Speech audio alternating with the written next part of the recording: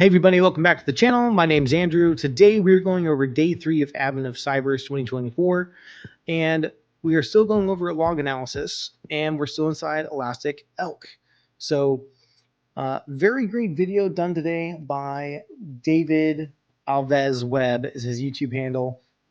Once I got done with my challenge, I popped in to kind of see how he solved the solution. Very similar, so I really appreciated that, and nice to know that everyone kind of has the same mindset maybe, or maybe you could have done it a different way. So if you're watching the video and you did solve any of these solutions a different way, please drop the comment below and explain how you solved the flags. But we're gonna go ahead and get started and kind of see what's going on. So day 3, even if I wanted to go, their vulnerabilities wouldn't allow it. So my name's Andrew. This is your first time clicking on the video. We're going to do a quick kind of overview and rundown of how I solved these solutions, my mindset, how I kind of went and determined how these were found.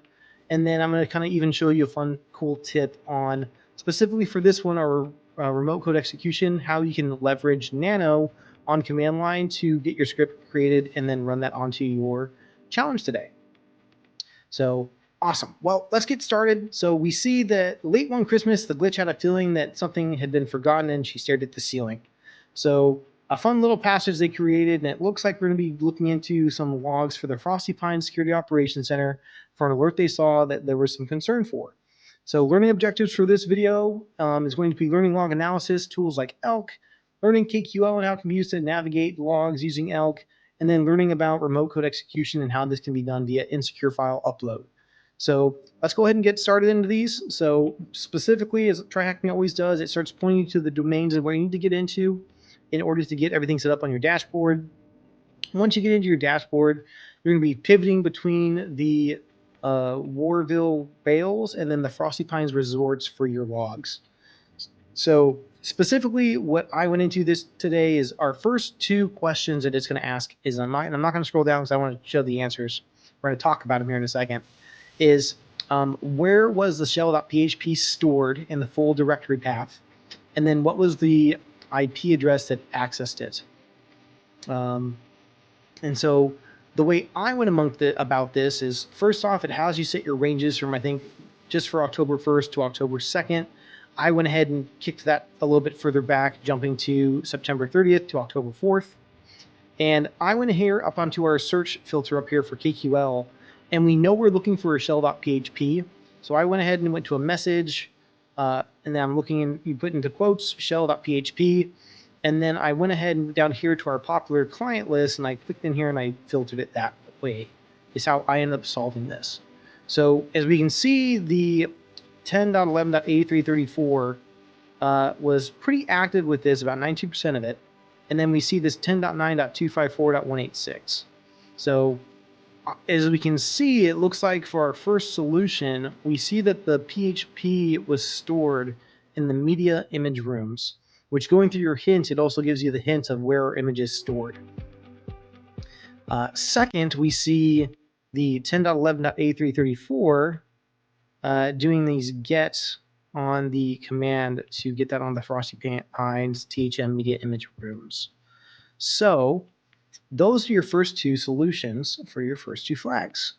Now, the next part where this is going to take you to, which it took me a second to find it because I actually did not, it wasn't really probably highlighted in my hypertext or anything fun to immediately grab out and see, is you have to go onto the frostypines.thm site.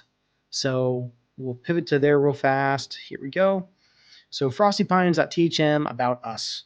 So the next piece that this is going to bring you to is, well, we need to find somewhere we can actually upload a PHP or upload a file to now possibly get into our remote code execution to see if we can view the flag.txt that it's asking us to find. So as you go through your walkthrough here and the kind of challenge it's providing you, it gives you usage of weak credentials.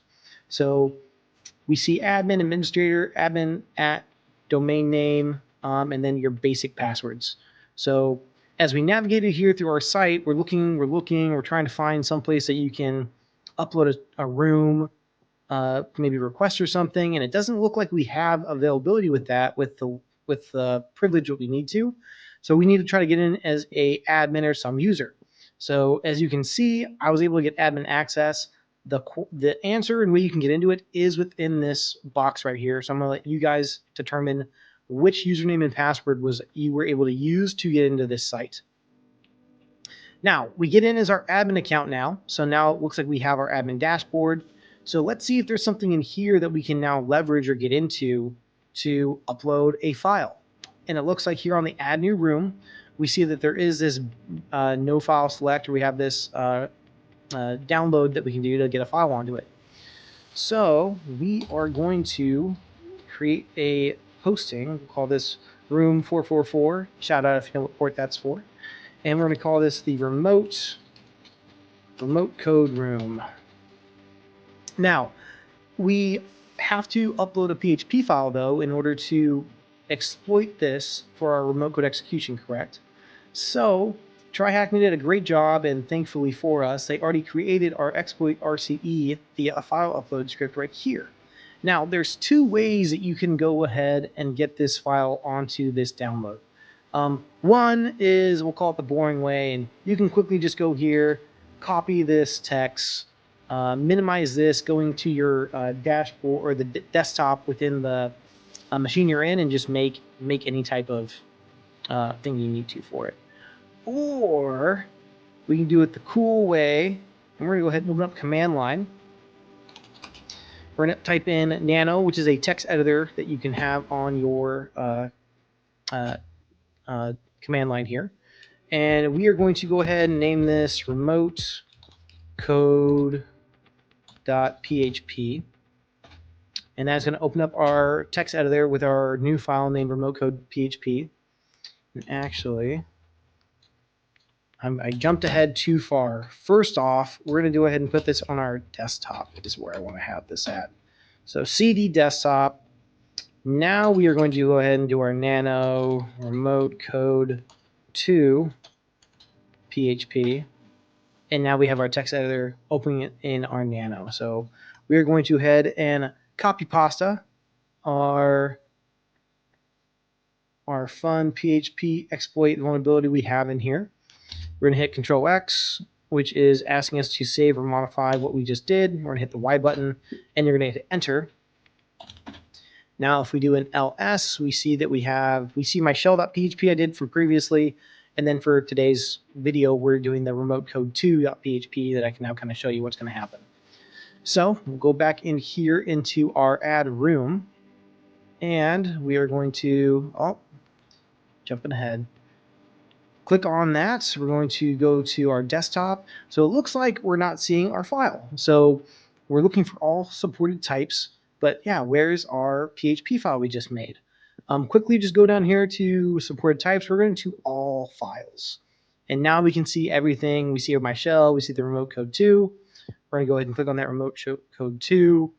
We're going to add this room. And as we can now see, we now have a remote code room. Gold type, and it's featured, but still no image. Okay, well, we can't see where we're going yet, and we still, okay, well, we put that on now. Now, where do we find the flag.txt? So, once we've actually now implemented this, we want to look at the source code and see if we can see where this file went to by hitting F12. That is going to pull up your network and all the glory of inspector, your console tool, and the source code little box. We're going to reload this. Okay, and we see remote code 2. So that is our PHP file we made. We're going to click on that, and it looks like we have a path right here, HTTP, Frosty Pines. So let's go ahead and grab this. We're going to copy that value. We're going to go ahead and pull this into here, minimize that one from when I did this earlier. And we're in. So it looks like we're at some type of image, room, remote code that we now have access to, but we still don't see anything. So, but we know that we're inside operating system. So since we're possibly here, let's maybe just try a simple ls. And it looks like we've now seen some directories. And look at that, we now see our flag.txt. So if you're still needing some help here at this point, they do give you some awesome command line tips to do maybe some more enumeration, see what's going on. But what we're looking for is our ls, which listed out our directory, and now we are going to cat out our flag.txt. So we are going to go ahead and do cat.flag. They don't have a tab autocomplete for this, sad panda. And boom, the glitch was here. So grab this, we throw that into our challenges, and congrats, you've just completed the route for today. So I thought this was pretty fun. Remote code execution can be a little difficult for the faint of heart. They've not ever used it before, and getting into the